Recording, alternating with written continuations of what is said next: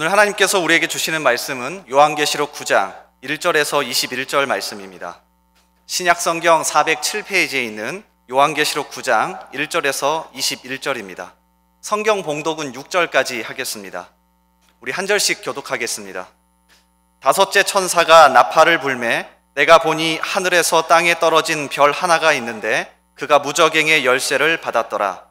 그가 무저갱을 여니 그 구멍에서 큰 화덕의 연기 같은 연기가 올라오매 해와 공기가 그 구멍의 연기로 말미암아 어두워지며 또 황충이 연기 가운데로부터 땅 위에 나오매 그들이 땅에 있는 전갈의 권세와 같은 권세를 받았더라. 그들에게 이르시되 땅의 풀이나 푸른 것이나 각종 수목은 해하지 말고 오직 이마에 하나님의 인침을 받지 아니한 사람들만 해하라 하시더라.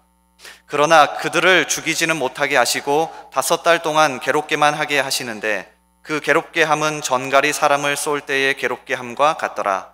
그날에는 사람들이 죽기를 구하여도 죽지 못하고 죽고 싶으나 죽음이 그들을 피하리로다. 아멘. 여러분 반갑습니다. 오늘도 예배드리는 우리 모든 주의 종들마다 가정마다 하나님의 은혜가 충만하시기를 주님의 이름으로 축복합니다. 우리가 잘 아는 이야기 중에 토끼와 거북이 이야기가 있습니다. 하필이면 왜 토끼와 거북이가 같이 경주를 했는지 잘 모르겠습니다만 이 토끼와 거북이가 경주를 한 이야기를 우리가 잘 알고 있습니다. 누가 이겼습니까? 안타깝게도 더 빨리 달릴 수 있는 그런 은사와 재능이 있는 토끼가 이기지 못하고 거북이가 이기게 됩니다. 이 내용을 읽으면서 왜 거북이가 승리하게 되었을까? 어떻게 거북이가 이길 수 있었을까? 여러분 거북이가 어떻게 걸어가는지 아시잖아요. 여러 의견들이 있고 주장들이 있겠습니다만 가장 두드러진 주장은 바로 무엇을 보고 달렸느냐 하는 것입니다. 거북이는 처음부터 끝까지 목표를 향해서 목표를 바라보고 달립니다. 사실 달린 것도 아니고 걸어가는 겁니다. 걸어가는 것도 아니고 하여간 가는 겁니다. 그런데 이 토끼는 목표를 보고 달리는 것이 아니라 이 토끼는 거북이를 보고 달려갑니다. 그러니까 목표를 보고 달리는 사람은 누구나 목표를 향해 걸어가지만 그러나 목표를 바라보지 못하고 사람을 보고 환경을 보고 달려가는 사람은 결국에는 경쟁에서 지게 되어 있다는 것입니다. 우리 사랑하는 여러분, 우리 성도들의 신앙생활도 마찬가지입니다. 성도들 가운데는 목표를 향해서 달려가는 사람이 있는가 하면 사람을 보거나 환경을 보고 달려가는 사람들이 있습니다.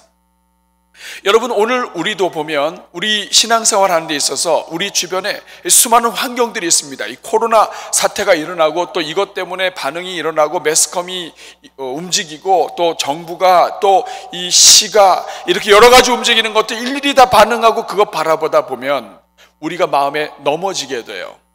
그런데 분명한 사실은 무엇인가? 목표를 향해서 달려가면 이기게 되어 있다는 것입니다. 목표가 무엇입니까? 우리의 신앙의 모델이 되시는 예수님을 닮기 위해 달려가는 것, 우리 인생의 마지막 종착점, 우리 인생의 모든 이 종말, 최후의 그 순간, 하나님께서 상을 주시고 하나님 앞에 섰을 때의 그 순간, 그리고 시간적으로 그 모든 것의 종말, 우리의 죽음과 그 이후의 영원한 세계 끝을 바라보고 달리는 사람은 반드시 이기게 되어 있다는 것입니다. 우리 인생을 지으신 그 하나님의 목적을 향해서 달려가는 사람,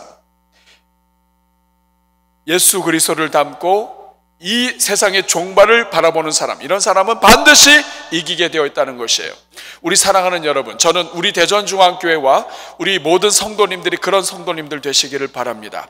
사람이나 환경에 흔들리지 아니하고 누가 여기서 뭐 이렇게 하면 흔들리고 이런 인생이 아니라 끝까지 주님 닮기 원하고 주님 바라보는, 주님께 초점을 맞추고 종말에 인생의 우주의 끝에 초점을 맞추는 우리 모든 주의 종들 되시기를 주님의 이름으로 축복합니다. 그런데 여러분, 한국교회는 바로 이 부분에서 많은 잘못을 했습니다. 겉으로 드러나지는 않았지만은 성도들에게 목표가 무엇인지, 시간의 종말이 무엇인지를 분명하게 가르쳐야 되는데 교회를 통해서 종말에 대해서 많이 가르치지를 못한 것으로 이렇게 조사가 되어 있습니다. 종말론을 바로 가르치고 끝을 바로 알아야 신앙생활을 바로 하고 목적을 분명히 알 텐데 그렇지 못하다 보니까 어떤 문제가 생겼냐? 교회의 종말론이 병들게 되었습니다. 특별히 이단들이 더 많이 범람하고 교회에서 종말론을 많이 다루지 않으니까 이단들이 종말론을 다루고 또 종말론을 다루되 자기들의 교리와 자기들의 그 이단 단체를 위해서 교주의 목적을 위해서 하다 보니까 재앙과 절망과 아픔과 두려움과 이런 이 무서운 장면들을 부각시키고 그래서 이 부분을 넘어가기 위해서는 자기들의 교리와 교주를 따라야 된다고 하는 것에 초점 맞추다 보니까 한국 교회도 두려움이 가득한 종말론, 이단들은 더 두려움이 가득한 종말론이 된 것입니다. 그러나 여러분, 종말론은 두려운 종말론만 있는 것이 아니에요. 은혜롭고 감사하고 그리고 정말 영광스럽고 그리고 행복한 종말론이 있습니다. 이렇게 한국 교회가 이런 어둡고 두려운 종말론이 가득한 것에 대해서 덴버 신학교의 정성욱 교수가 행복한 종말론이라고 하는 책을 썼습니다. 여러분 꼭 한번 읽어보시면 좋겠는데요. 이 행복한 종말론이라고 하는 책에 정성욱 교수가 이렇게 이야기를 합니다.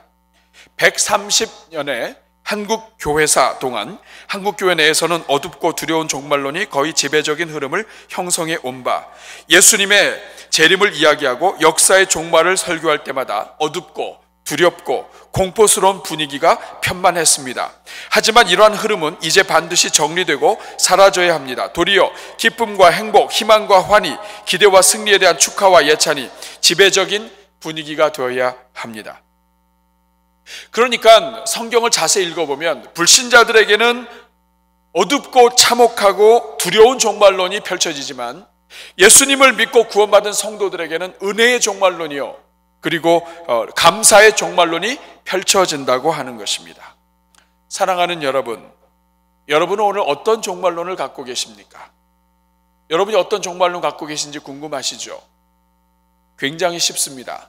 종말하면 여러분 뭐가 생각이 나는지 한번 얘기해 보세요. 뭐가 제일 먼저 떠오릅니까?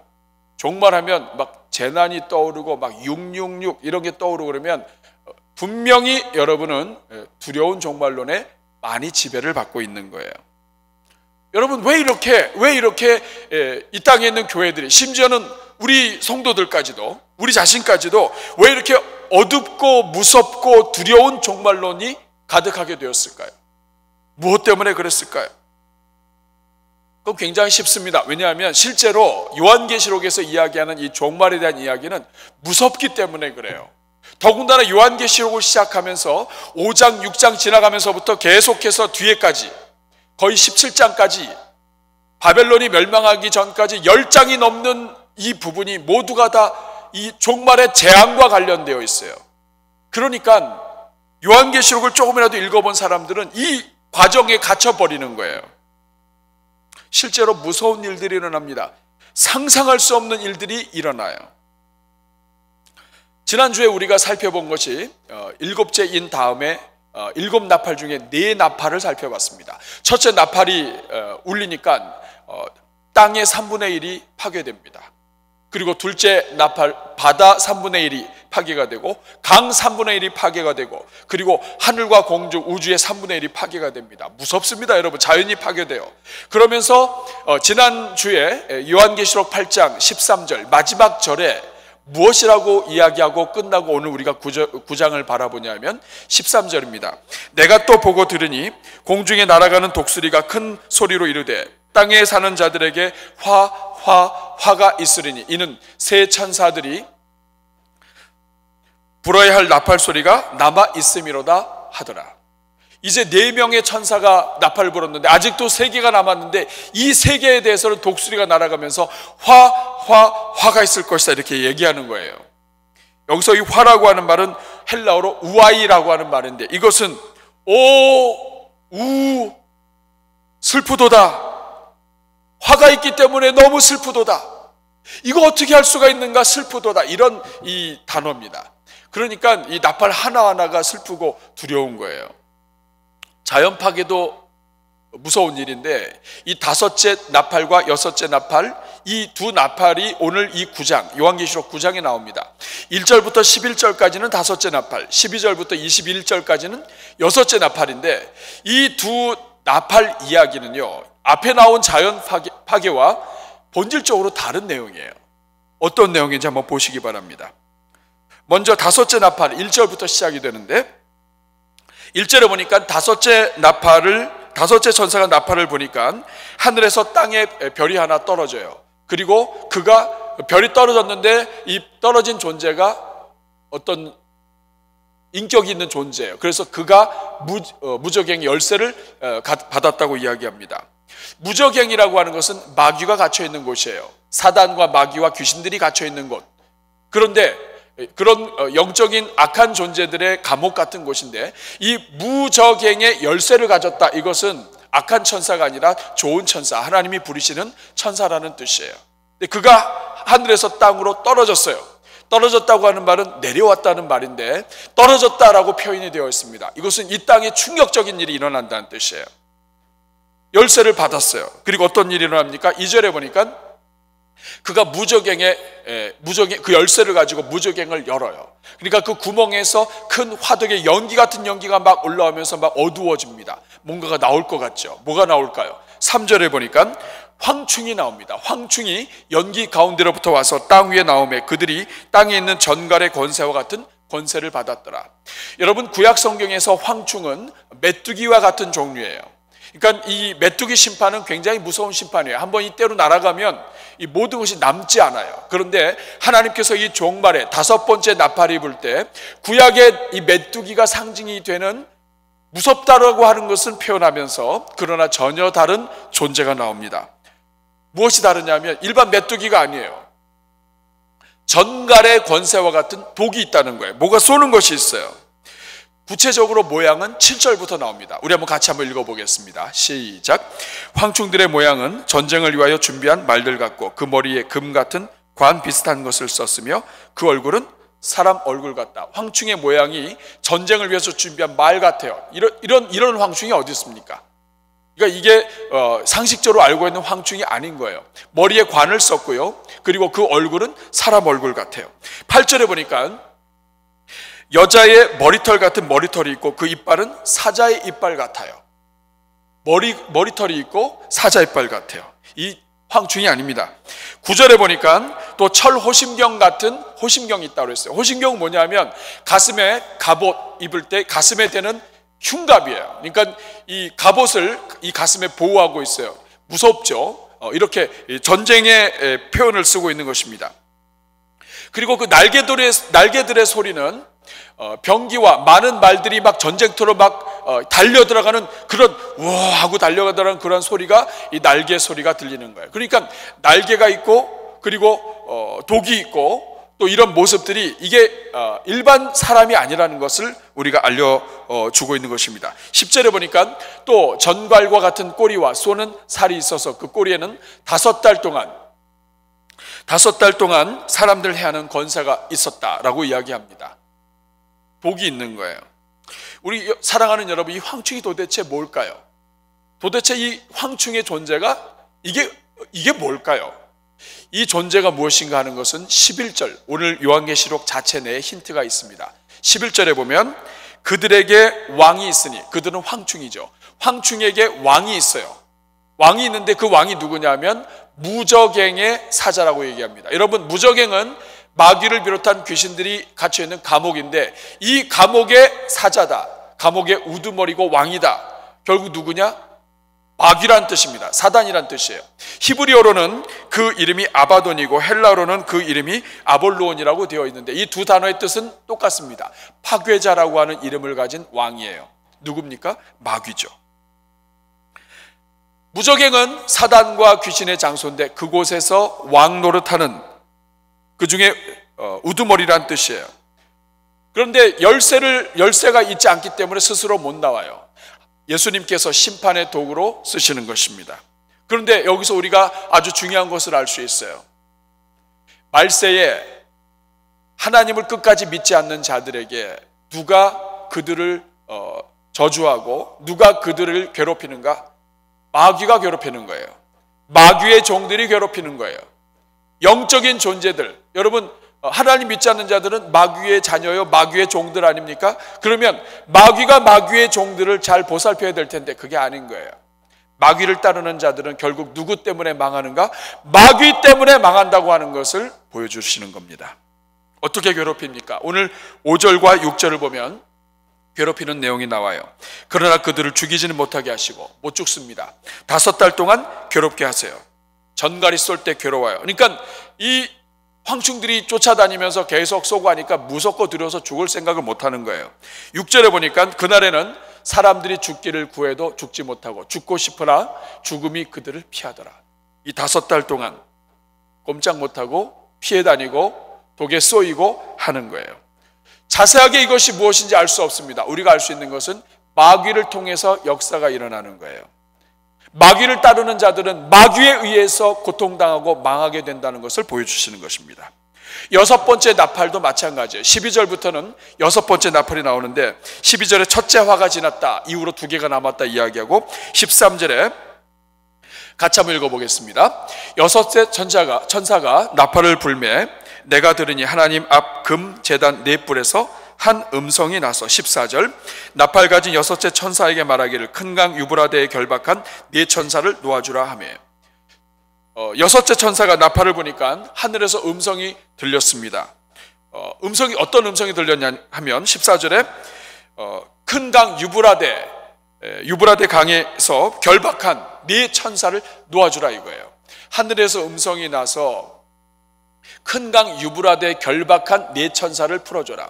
여러분 이 4 천사도 결박되었다고 이야기합니다. 결박된 천사는 좋은 천사가 아니에요. 이것도 악령, 악한 천사, 마귀의 졸개들 같은 거예요. 그런데 그 중에 우두머리들 같은 존재들인데 이 유브라데는 계시록에 심판의 장소로 많이 나옵니다. 7 대접에서도 똑같은 장소가 나와요. 그런데 이 4 천사를 악령이죠, 놓아주라고 얘기해요. 그러자 어떤 일이 일어납니까? 15절 같이 읽습니다. 4 천사가 놓였으니 그들은 그년 월 일시에 이르러 사람 3분의 1을 죽이기로 준비된 자들이더라. 5째 나팔에서는 5달 동안 사람들을 괴롭히기만 하고 죽지 못하게 했어요. 그런데 이제는 이제는 또 다른 악령들이, 또 영적인 존재들이, 악한 존재들이 이제는 3분의 1을 죽이기로 작정된 자들이 나온 거예요. 그러면서 그 뒤로 마병대가 따릅니다. 16절부터 같이 읽어볼게요. 마병대의 수는 2만만이니 내가 그들의 수를 들었노라. 2만만은 2억 명을 이야기합니다. 17절 이 같은 환상 가운데 그 말들과 그 위에 탄 자들을 보니 불빛과 자줏빛과 유황빛 호심경이 있고 또 말들의 머리는 사자머리 같고 그 입에는 불과 연기와 유황이 나오더라. 이 가슴에 있는 이 흉갑이 불빛, 자줏빛, 유황빛의 이 갑옷을 가지고 있고, 그리고 그 입에서 불과 연기와 유황이 나와서 18절에 보니까 이 불과 연기와 유황으로 사람들의 3분의 1을 죽입니다. 우리 사랑하는 여러분, 앞에 나와 있는 5번째 나팔과 관련된 이 황충들, 그리고 6째 나팔에 나와 있는 이 존재들, 과연 누구냐? 2만만의 이 기병이 나오는데, 마병이 나오는데 이게 누구냐? 실제로 전쟁이 일어나서 많은 사람이 죽게 될 것이다 이렇게 해석하는 학자들도 있어요. 그런데 대부분의 학자들은 이것이 실제 전쟁이라기보다는 이 나팔을 통해서 자연이 파괴되었다면 이제는 정말 이제까지 듣도 보지도 못했던 영적인 그러한 어떤 영적인 존재가 이 시대에 있는 이 말세에 있는 사람들을 괴롭히는데, 악한 영들, 존재를 알 수 없는 심상치 않은 그러한 무서운 일들이 펼쳐진다. 사람들의 어떤 그 인성뿐만 아니라 영적인 부분까지도 괴롭히고 파괴하는 일들이 일어난다 하는 것을 상징으로 알려주고 있는 것입니다. 이뿐만이 아닙니다. 이제 13장으로 가면 666 나와요. 짐승의 숫자 666이 나오고, 그러니까 이 모든 것들이 벌써 쭉 나오는데 무섭단 말이에요. 그러니까 이 요한계시록을 읽다가 받는 느낌은 이 종말은 무서운 거구나. 그러면서 더 끝까지 나아가야 되는데 끝까지 나아가지 못하고 거기에서 주저앉아요. 무섭다. 끝을 보고 달려가야 되는데 중간에 주저앉는다 이 말이에요. 그러나 그럼에도 불구하고 성경이 말하는 종말론은 두렵고 무서운 종말론이 아니라 은혜로운 종말론입니다. 한번 따라해 주시기 바랍니다. 은혜로운 종말론. 그리고 다시 한번 감사한 종말론. 네, 감사한 종말론이에요. 자, 그러면 오늘 저는 여러분들과 이것을 나눠보려고 그래요. 왜 성경의 종말론은 은혜롭고 감사한 종말론인가? 왜 성경의 종말론이 은혜롭고 감사한 일인가? 내가 봐도 무서운데 그 이유가 있습니다. 첫째, 종말의 재앙은 종말에서도 과정이지 끝이 아니기 때문에 그래요. 종말이 시작되는 이 기간 속에서 재앙은 과정이지 재앙이 끝이 아닌 거예요. 여러분, 일곱인 뗄 때도 재앙 나타나고 계속 또 일곱 나팔도 재앙 나타나고 또 보지 않았지만 일곱 대접은 더 심각해요. 뭐 보지 않아도 알아요. 그런데 여러분, 이거 다 과정입니다. 과정. 무엇이 끝인가? 계시록 뒤로 가야 돼요. 여러분, 질문 하나 할게요. 요한계시록이 몇 장까지 있습니까? 22장까지 있어요. 지금 우리가 살펴보는 이 장은 이제 9장이에요. 종말의 끝을 알려면, 진짜 끝을 알려면 요한계시록 뒤를 봐야 되는 거예요. 뒤가 어딥니까? 19장부터가 뒤예요.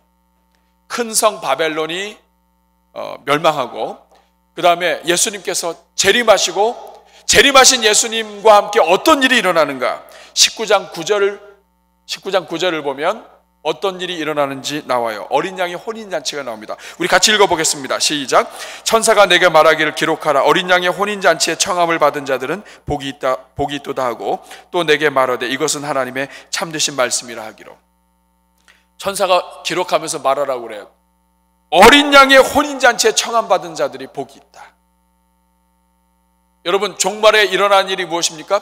예수님이 재림을 하시고, 예수님이 재림하시면 그 다음에 펼쳐지는 것이 어린 양의 혼인잔치예요.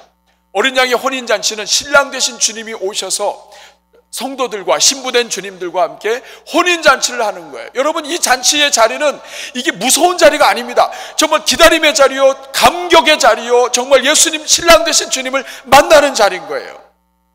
이 땅을 살아가면서 성도들이 얼마나 고난이 많았어요. 이 땅에 살아가면서 가정 안에서 또 믿는 자들 안에서 얼마나 어려움들이 많았습니까? 또 세상 가운데서 오늘 요즘 우리가 경험하는 것처럼 믿음으로 사는 것 자체가 쉽지 않아요. 그런데 그 모든 과정을 다 뚫고 종말까지 온 하나님의 백성들, 하나님께서 신랑 되신 주님이 재림하시고 그 모든 성도들과 더불어서 혼인잔치하는 거예요. 성도들의 이 속에 얼마나 큰 이 감격이 있겠어요. 울컥하면서 드디어 주님이 오셨구나, 신랑이 오셨구나, 정말 말씀대로 이 땅에 다시 주님이 오셨구나. 여러분, 성경의 끝은 잔치인 거예요. 잔치. 여러분, 잔치 참여해 보셨죠? 평상시에는 먹을 것을 잘 먹지 않아도 잔치가 열리면 얼마나 먹을 게 많습니까? 여러분, 그냥 잔치 때는 인심이 후해요. 가면은 그냥 뭐 여기 가도 이거 좀 더 먹으라고 그리고. 잔치가 그런 것 아닙니까? 그런데 성경 요한계시록의 이 19장은 잔치예요. 마지막 이 19장부터 해서 끝까지 다 잔치입니다. 여러분, 잔치. 그래서 이 성경의 종말론은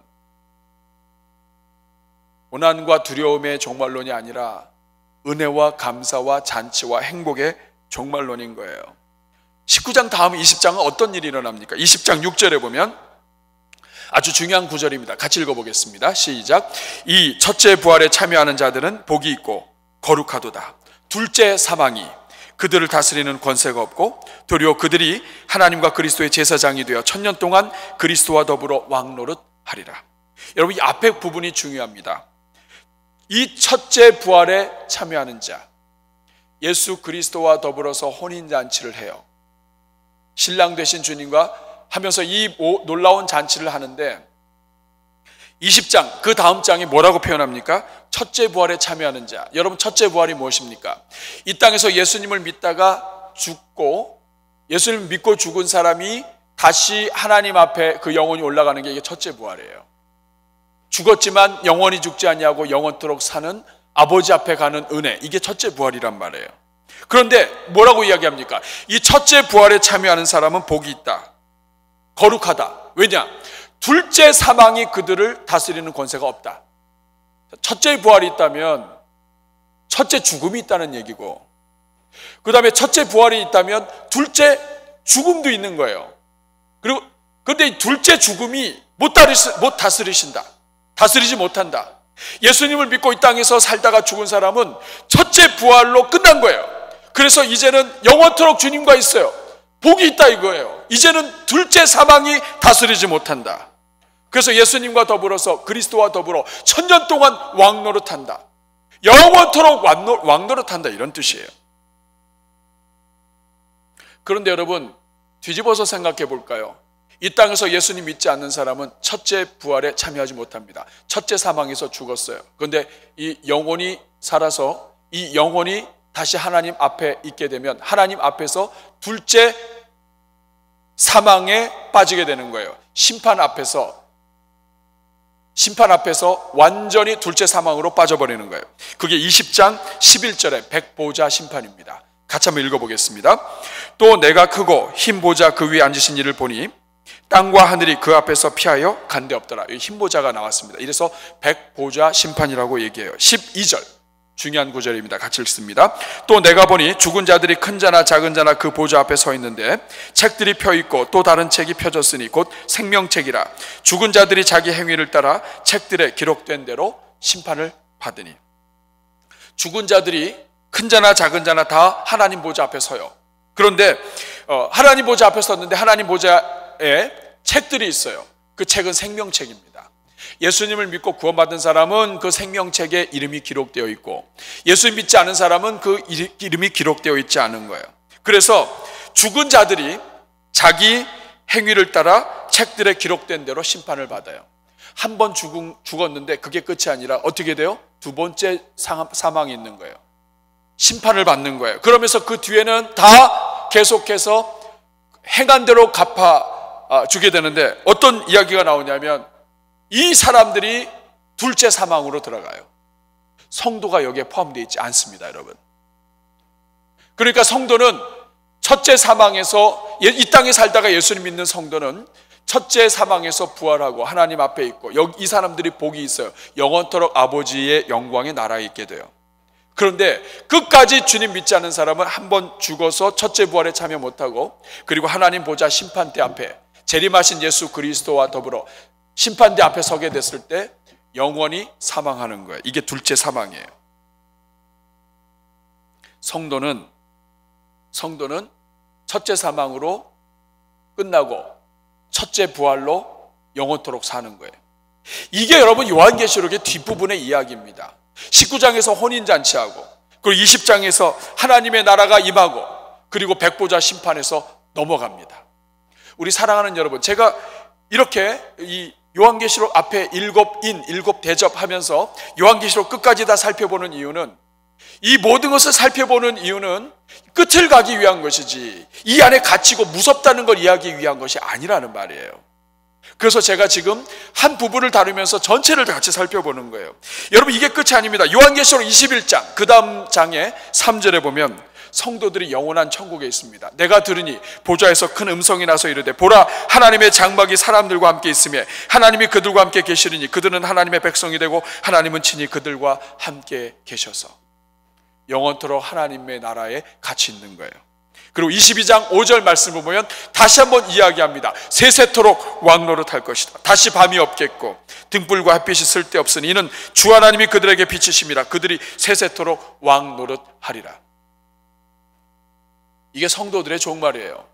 예수님이 재림하시고 어린 양 혼인잔치가 일어나고, 그리고 그 혼인잔치 하신 예수 그리스도와 더불어 온 세상을 통치하고 영원토록 통치하고 백보자 심판, 최후의 심판에 첫째 부활을 경험하고 예수님을 믿은 주의 성도들은 이 모든 심판을 넘어서 하나님의 은혜 가운데 영원토록 다스리는 주의 종들이 되는 거예요. 그래서 요한계시록 22장 20절 맨 마지막에 이렇게 선포합니다. 여러분 같이 읽겠습니다. 시작. 이것들을 증언하신 이가 이르시되 내가 진실로 속히 오리라 하시거늘 아멘. 주 예수여 오시옵소서.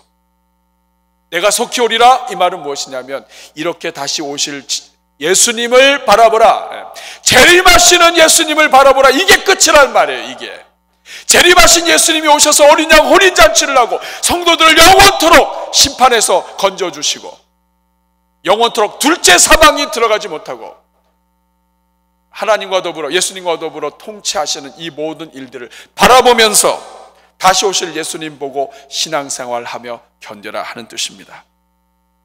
우리 사랑하는 여러분, 여러분은 예수 그리스도를 믿고 구원 받으셨습니까? 그러면 여러분은 첫째 죽음은, 우리 육체적인 죽음은 우리가 어쩔 수가 없어요. 이 땅에 오면서 모든 사람들은 죽게 되었습니다. 그러나 첫째 부활에 동참하시게 됩니다. 다시 사신 예수님으로 말미암아 다시 살게 돼요. 이것을 여러분 믿으십니까? 이 첫째 부활에 동참한 성도들은 끝까지 가는 거예요. 이것이 종말입니다. 종말의 재앙은 과정이에요. 성도들 여기에 머물면 안 됩니다. 이것은 지나가는 과정이에요. 끝이 아니에요. 성도들이 바라보고 달려야 할 것은 예수 그리스도께서 다시 오시고 예수 그리스도께서 상을 주시고 예수 그리스도께서 혼인잔치에 초대하시고 예수 그리스도께서 함께 영원토록 하나님과 더불어 왕노릇하는 이 모든 일들을 바라보면서 상을 베푸시는 하나님을 바라보면서 달려가야 하는 것입니다. 재앙은 끝이 아니에요. 따라하겠습니다. 모든 재앙은 끝이 아니다. 끝이 아니에요. 그러니까 이 재앙 보고 달려가면 안 되는 거예요, 여러분. 이 땅에 살아가는 성도들 마찬가지예요. 이 대한민국에서 이것저것 일어나고 하면서 막 이거 보고 하다 보면 안 됩니다, 여러분. 예수 그리스도 바라보고 다시 오실 주님 바라보고 달려가는 주의 종들 되시기를 주님의 이름으로 축복합니다. 두 번째, 왜 성도들에게 있어서 종말론은 두려운 종말론이 아니라 은혜의 종말론이요, 또 감사와 행복한 종말론인가? 두 번째는 하나님은 이 모든 재앙 중에도 믿는 자들을 끝까지 보호하시기 때문입니다. 여러분, 이미 우리는 앞에서 7인과 또 7 나팔을 살펴보면서 하나님께서 믿는 사람들은 챙기신다는 것을 우리는 이미 느꼈어요. 성도들의 기도를 예물로 받으셨고요. 그리고 기도 하나하나도 다 대접해 받아서 그것이 하나님을 찬양하는 만왕의 열쇠를 가지시고 인을 떼시는 그 하늘의 천권을 가지시는 그 자리로 갈 때도 그게 예물이 돼요. 또 다섯 번째 인을 뗄 때에는 순교자들이 예수 그리스도 앞에, 하나님 앞에 탄원을 합니다. 언제까지? 예수님이 말씀하세요. 기다려라. 수가 차기까지 기다려라. 그리고 7 나팔로 넘어가기 전에 하늘의 모습을 보여주면서 하나님께서 그 모든 기도의 향이, 기도가 담겨있는 이 향을 가지고 하나님 앞에 제단으로 가고 그것을 쏟을 때 나팔이 펼쳐져요. 그러니까 이 모든 재앙은 성도들의 기도와 더불어서 우리 주님이 함께하는 재앙이란 말이에요. 그러니까 성도들을 지금 기도를 들으시고 보살피신다는 느낌을 받아요. 그런데 오늘 이 5번째 나팔부터는 아주 노골적으로 본격적으로 하나님이 성도들 보호하십니다. 한번 보실까요? 오늘 4절 같이 한번 읽어보겠습니다. 여기 앞에 그들은 황충이에요. 황충. 같이 읽겠습니다. 시작. 그들에게 이르시되 땅의 풀이나 푸른 것이나 각종 수목은 해하지 말고 오직 이마에 하나님의 인침을 받지 아니한 사람들만 해하라 하시더라. 여러분, 황충은 원래 이 풀을 먹어요. 메뚜기 떼가 지나가면 남는 게 없습니다. 그런데 이 황충은 영적인 존재라고 말씀을 드렸죠. 이마에 하나님의 인침을 받지 아니한 사람들만 해하라 말씀하십니다. 여러분, 이 황충이 누구만 해할 수 있어요? 인침을 받지 않은 사람들만. 자, 그러면 여러분, 성도들은 어디 있습니까? 성도들은 다 피해 있습니까? 아닙니다, 여러분. 지금 오늘 이 본문을 읽다 보면 인침을 받지 않은 사람들만 해하라. 이 말은 뭐냐면 이 가운데에는 인침을 받지 않은 사람도 있지만 인침을 받은 사람들도 같이 있다. 성도들도 같이 있다는 뜻이에요. 그런데 성도들도 있고 또 성도들이 아닌 사람들 같이 있는데 하나님께서 이 황충 재앙을 보내실 때에는 인침을 받지 않은 사람, 예수 그리스도 성령의 인을 받지 않고 예수 그리스도를 믿지 않고 구원받지 못한 사람들에게만 이 황충들이 해하라고 하십니다. 마치 우리 출애굽할 때에 10가지 재앙이 일어나는 그때 처음에는 이 애굽 사람들이나 이스라엘 사람들이나 같이 이 재앙을 경험하고 물이 피가 되었을 때 같이 물을 못 마시고 이런 일들이 있었지만 나중에 조금씩 지나가면서 하나님이 애굽에는 재앙을 내리는데 이스라엘 백성들은 보호하신 것처럼 하나님께서 종말에 그러신다 이거예요. 하나님께서 종말을 통과할 때 예수 그리스도를 믿는 사람들은 하나님이 보호하신다 이거예요. 성도들을 지켜주신다 이거예요. 오늘 5절 말씀을 보세요. 5절 말씀 보면 그러나 그들을 죽이지는 못하게 하시고 5달 동안만 괴롭게 하게 하시는데 그 괴롭게 함은 전갈이 사람을 쏠 때 괴롭게 함과 같더라. 누가 지금 괴롭힘을 당하고 있습니까? 불신자들이에요. 6절도 보세요. 그날에는 사람들이 죽기를 구하여도 누가 지금 죽기를 구하고 있는 것입니까? 불신자들이에요. 피할 수 없어요.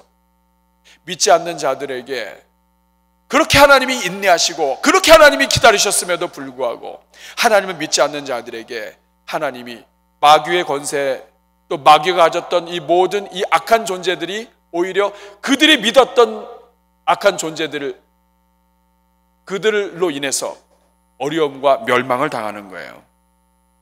오늘 9장 20절 21절에 보면 끝까지 고통당하는 사람들이 누구냐? 불신자들이에요. 같이 한번 읽어보겠습니다. 시작. 이 재앙에 죽지 않고 남은 사람들은 손으로 행한 일을 회개하지 아니하고 오히려 여러 귀신과 또는 보거나 듣거나 다니거나 하지 못하는 금, 은, 동과 목속의 우상에게 절하고 21절 또 그 살인과 복술과 음행과 도둑질을 회개하지 아니하더라. 이렇게 하나님이 시간을 연장하시고 성도들을 그 주변에 보내시며 성도들이 어려움 당하지 않고 보호해 주시는 것을 보여줘도 끝까지 하나님을 거역하고 우상을 섬긴다 이 말이에요. 우리 사랑하는 여러분, 하나님은 우리 성도들만 딱 따로 떼서 다른 데로 보내지 않았습니다. 이 요한계시록을 읽다 보면 성도들은 계속 그 자리에 같이 있어요. 세상이 악하면 악할수록 성도들도 그 안에 있을 수밖에 없어요. 그런데 무엇이 다릅니까? 하나님은 목적이 다른 거예요. 성도들을 그냥 내버려 두신 이유는 성도들을 죽이기 위해서가 아니에요. 이 말세에 하나라도 더 구원하시기 위해서, 한 영혼이라도 더 주님 앞으로 부르시기 위해서 우리 주님께서 성도들을 이 땅의 고난 중에 내버려 두시는 거예요. 그래서 이 땅에 재난이 일어나고 말세가 있게 되면 성도들이 같이 있는 겁니다. 그런데 하나님이 보호해 주세요. 성도들을 지켜주세요. 성도들을 붙잡아 주세요. 결코 내버려 두지 않으십니다. 우리 사랑하는 여러분, 우리 하나님은 성도들을 끝까지 보호하시는 것을 여러분은 믿으십니까? 이분이 우리 주님이에요. 저는 이번 주에 하나님께서 여러분의 삶을 도와주시고 하나님의 그 도우시는 손길을 보여주시기를 주님의 이름으로 축복합니다. 여러분, 이 한국에 또 코로나 사태 일어나고 전 세계 코로나 사태 일어나면 우리 성도들도 같이 고난 받아요. 때로는 우리가 부주의하기도 해서 우리가 어려울 때도 있고 또 때로는 우리가 정말 이 사람들로부터 지탄받기도 해요. 그러나 이 모든 과정, 그렇다고 해서 옆에 보고 사람 원망하고 나라 원망하고 이러다 보면은 마귀한테 넘어가는 거예요. 하나님이 우리에게 원하시는 것은 이러할 때일수록 한 영혼이라도, 왜 하나님이 이렇게 이 종말과 심판을 연기하시면서 인내하고 계시는가? 한 영혼이라도 더 주께로 돌아오게, 한 영혼도 빠짐없이 다 구원받기를 원하시는 우리 하나님이시기 때문에, 그래서 그 마음을 더 잊어버리지 않고, 세상이 교회 욕한다고 해서 또 같이 세상을 욕하면 그거는 본질을 잃어버리는 거예요. 그럴수록 교회는 세상을 축복하고 믿지 않는 영혼들에게 더 가까이 다가가서 한 영혼이라도 이렇게 하시는 예수 그리스도의 마음, 하나님의 마음을 품고 하나님의 역사를 감당해야 될 줄로 믿습니다. 저는 우리 교회가 그런 교회가 되고 오늘 이 자리에 있는 주의 종들, 또 예배드리는 모든 성도님들 그런 삶 살기를 주님의 이름으로 축복합니다. 여러분, 왜 성도의 종말은 은혜의 종말론이요 또 감사의 종말론입니까? 이 재앙은 끝이 아니고 영광이 끝이라는 것, 그리고 하나님은 재앙 중에도 성도들 보호하신다는 것, 그리고 마지막으로 한 가지가 더 있습니다. 세 번째는 우리 예수님이 심판 전체를 다 주관하시기 때문에 그래요. 그래서 은혜의 종말론이고 감사의 종말론이에요. 여러분 보세요. 지금 심판이 일어나고 있는데 누가 다 통제하고 있습니까? 한번 볼까요? 오늘 우리가 이 요한계시록 9장은 전체가 다 누가 주인인가를 다 보여주고 있어요. 1절 보세요. 다섯째 천사가 나팔을 보니까 하늘에서 뚝 별이 떨어졌는데 무저갱의 열쇠를 갖고 있어요. 이 열쇠 누가 줬습니까? 하늘과 땅의 모든 권세를 가지신 분이 누구예요? 예수님이 주신 거예요. 열쇠 주신 분도, 그래서 불신자들, 하나님을 거역하는 자들 심판하시게 하는 분도 우리 주님이세요. 3절에 보니까 황충이 연기 가운데서 나옵니다. 그들이 권세를 받았어요. 누가 준 권세예요? 우리 주님이 주신 권세예요. 4절의 말씀 보세요. 그들에게 이르시되 땅의 풀이나 푸른 것이나 이런 거 해하지 말고 인침받지 못한 사람들 해하라. 누가 주신 명령입니까? 여러분, 우리 주님이 허락하지 않으면 인 맞은 자, 우리 주님이 성령의 인으로 예수 그리스도의 인으로 이렇게 딱 맞게 한 자는 어느 누구도 함부로 못 건드리는 거예요. 주님이 허락하지 않으면 못 건드리는 거예요, 여러분. 14절 보세요. 나팔 가진 여섯째 천사에게 말하기를 큰 강 유브라데 결박한 네 천사를 놓아주라. 누가 놓아주게 하는 겁니까? 주님이 놓아주게 하세요. 15절에 천사가 놓였습니다. 어떻게 합니까? 연, 월, 일시에 이르러서 사람 3분의 1을 죽이게 합니다. 날짜까지도 다 누가 통제하세요? 주님이 하세요. 5달 동안 다섯째인의 황충들이 괴롭히는 것 주님이 시간도 통제하세요. 여러분, 이 종말의 주인이 지금 누구신 거예요? 예수님이세요. 예수님이 어떤 분이에요? 만왕의 왕이시고 자비로우시고 사랑이 많으신 주님입니다. 지금도 불신자들이 돌아오길 기다리시는 분이에요. 이분이 지금 주인이 되셔서 하시는 거예요. 여러분, 만약에 우리 주님이 주인이 아니라 마귀가 주인이라고 한번 생각해 보세요. 여러분, 이 주인이 누구냐에 따라서 완전히 달라집니다. 마귀가 만약에 이 심판의 주인이었다면 여러분 이 성경도 필요 없어요. 지 마음대로 할 거예요. 여러분, 이 조직의 대표 또 주인이 누구냐 하는 거 굉장히 중요합니다. 한 조직의 대표가 사상적으로 영적으로 건전하지 않으면 그 조직에 있는 모든 사람들이 다 고통당해요. 정식적으로 문제가 있는 사람이 오야붕의 자리에 있다, 윗자리에 있다, 밑에 있는 모든 사람들이 고통당하는 겁니다. 자기 자리를 지키기 위해서 막 남을 해친다든지 아니면 자기보다 더 뛰어난 사람은 없어야 되기 때문에 짓밟는다든지 이렇게 되면 그 단체나 조직이 서겠어요. 여러분, 나라도 마찬가지예요. 종말도 마찬가지입니다. 종말의 주인이 누굽니까? 마귀가 아니에요. 마귀조차도 예수님이 열쇠를 열어줘야 마귀가 나와서 자기 역할하고 들어가 버리는 거예요. 주인이 예수님이세요. 그 예수님이 누구세요? 위로자가 되시고 자비로우시고 성도를 사랑하시되 끝까지 사랑하시는 분, 나 같은 죄인을 위해서 하늘 보좌를 버리시고 이 땅에 내려오신 그분이 이 종말의 주인인 거예요. 이것을 우리 믿음의 선배들이 알았기 때문에 우리 믿음의 선배들은 종말론 자체가 두려운 종말론이 아니에요. 우리가 믿음대로 살지 못하고 방종할까 봐 경고의 메시지를 줘서 그렇지, 우리 믿음의 선배들의 이 종말론은 다 은혜와 감사와 밝은 행복의 종말론이에요. 사도 바울을 볼까요? 빌립보서 3장 14절 같이 읽어보겠습니다. 시작. 표대를 향하여 그리스도 예수 안에서 하나님이 위에서 부르신 부름의 상을 위하여 달려가느라. 사도 바울은 어디를 보고 달려가요? 표대를 향해서 달려가요. 그 표대가 뭐예요? 부르신 상이에요. 마지막에 하나님 앞에 섰을 때 하나님이 상 주시는 것을 보고 달려가는 거예요. 요한계시록 몇 장이에요? 9장이에요? 13장이에요? 아닙니다, 여러분. 사도 바울은 어디를 보고 달려가고 있어요? 요한계시록 19장, 20장, 21장 백보자 심판이 나오는 그 뒷부분을 바라보고 있는 거예요. 뿐만 아닙니다. 베드로 후서 3장 12절 13절을 보면 베드로는 어떤 종말 신앙을 갖고 있는지 보세요. 같이 읽어보겠습니다. 시작. 하나님의 날이 임하기를 바라보고 간절히 사모하라. 그날에 하늘에 불이 타서 풀어지고 물질이 뜨거운 불에 녹아지려니와. 자, 하나님의 날이 임해요. 그날에 불이 임하고 뜨거워지고 녹아져요. 불심판이 있어요.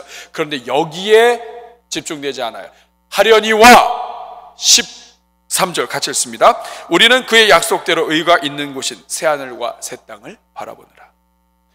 베드로는 어디를 바라보고 있어요? 새하늘과 새 땅이에요. 요한계시록 몇 장이에요? 19장 이후가 다 새하늘과 새 땅이에요. 디도서 2장 13절 보면 사도 바울이 이렇게 고백합니다. 복스러운 소망과 우리의 크신 하나님 구주 예수 그리스도의 영광이 나타나심을 기다리게 하셨다. 영광이 언제 나타납니까? 예수 그리스도께서 재림하시고 모든 것을 다 마치시는 그때에 신랑 되신 주님의 영광이 임하는 거예요. 여러분, 이 예수님이 승천하시고 오늘 하나님 보좌 앞에서 다스리십니다. 성도들을 위해서 중보기도 하세요. 예수님께서 이 땅에 재림하실 것입니다. 그러나 마귀를 불못에 던지시고 모든 성도들과 어린 양 혼인잔치를 여실 거예요. 그래서 성도들의 종말은 두려운 종말론이 아니라 은혜와 감사가 있는 행복한 종말론인 것입니다. 말씀을 맺을게요. 여러분, 종말과 멸망은 다른 겁니다. 종말은 끝이 있다는 거예요. 끝이다. 멸망은 끝은 끝인데 망하는 것으로 끝나는 게 멸망입니다.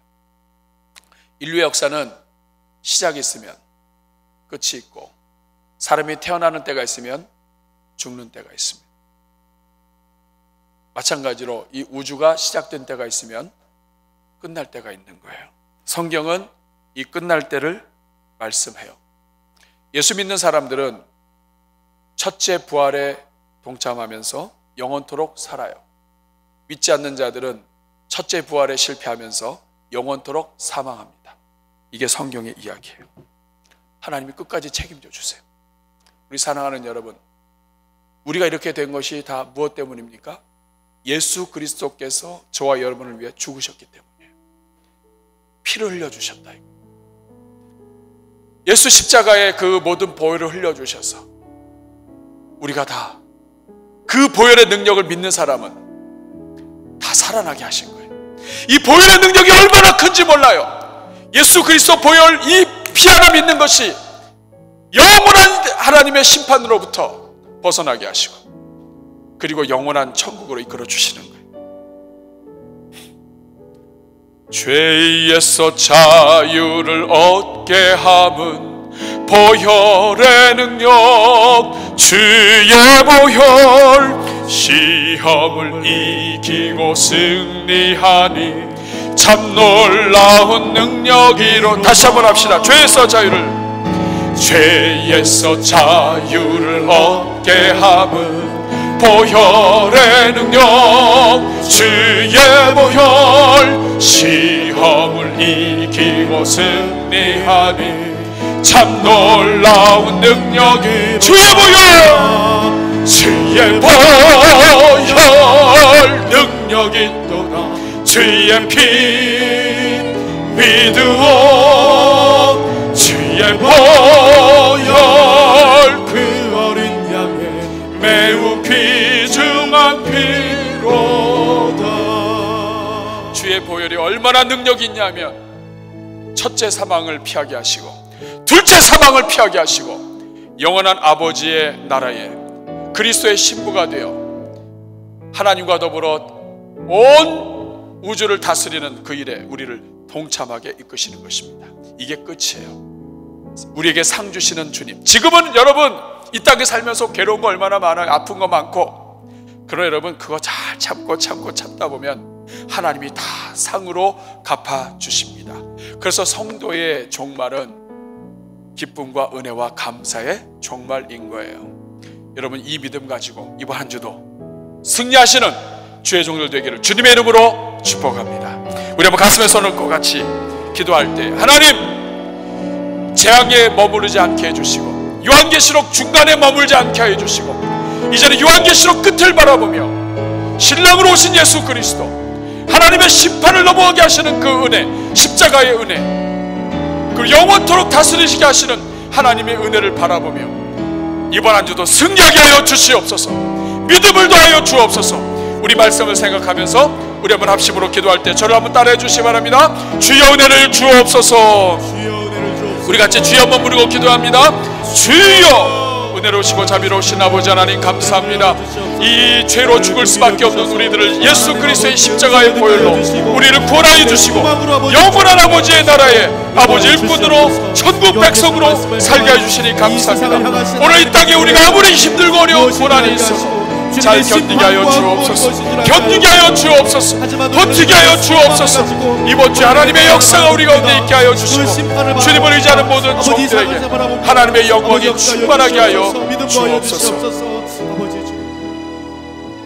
자비로우신 아버지, 우리가 무엇이길래 우리 같은 죄인을 십자가의 은혜로 살려주시고 영원한 아버지의 나라로 이끌어 주십니까? 주님, 우리 성도들의 삶 많이 어렵습니다. 지난 한 주간도 아픔과 고통과 울분이 가득한 삶을 보냈습니다. 그러나 주님, 우리가 종말을 바라보며 종발신앙으로 무장하고 주님 베푸시는 상을 바라보며 이번 주도 인내하며 승리하게 하여 주시옵소서. 예수님의 이름으로 축복하며 기도합나이다.